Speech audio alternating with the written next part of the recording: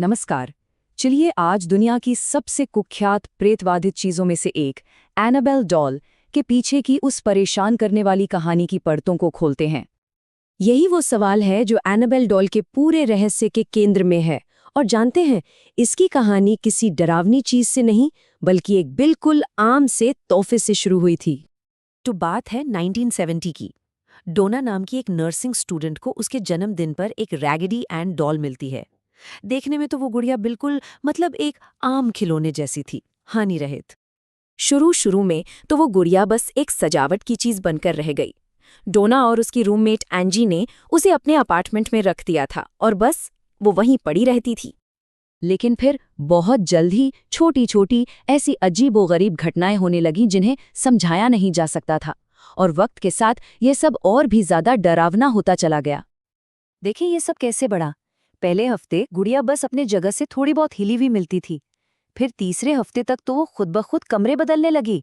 और बात यही नहीं रुकी, 5वें और 6ठे हफ्ते में तो हाथ से लिखे हुए नोट्स मिलने लगे जिसमें लिखा था, हमारी मदद करो।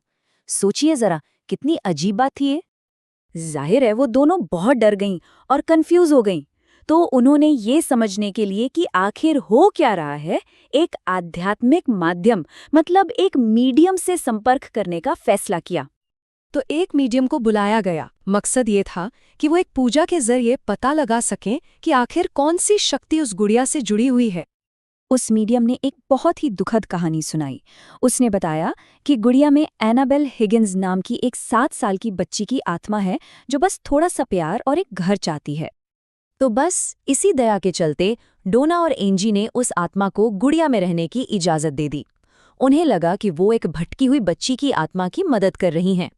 लेकिन ये उनकी सबसे बड़ी भूल थी। इजाजत देने के बाद चीजें शांत नहीं हुई बल्कि पहले से कहीं ज्यादा भयानक और हिंसक हो गईं। अब उस गुड़िया की मौजूदगी भी डरावने लगने लगी थी। उनका एक दोस्त था लू, जिसे हमेशा उस गुड़िया पर शक होता था। उसे बुरे बुरे सपने आने लगे और फिर एक दिन तो हद ही हो गई जब लू पर शारीरिक हमला हुआ और उसकी छाती पर गहरे खरोचों के निशान मिले। ये वो पल था जब सबको समझ आ गया कि ये किसी बच्ची की आत्मा का काम नहीं है। अब वो पूरी तरह हताश हो चुकी थीं और इसी वजह से उन्होंने उस दौर के सबसे मशहूर पैरानॉर्मल इन्वेस्टिगेटर्स एड और लॉरेन वॉरेन से संपर्क किया। उन्हें लगा कि शायद यही लोग इस खतरे से उन्हें बचा सकते हैं।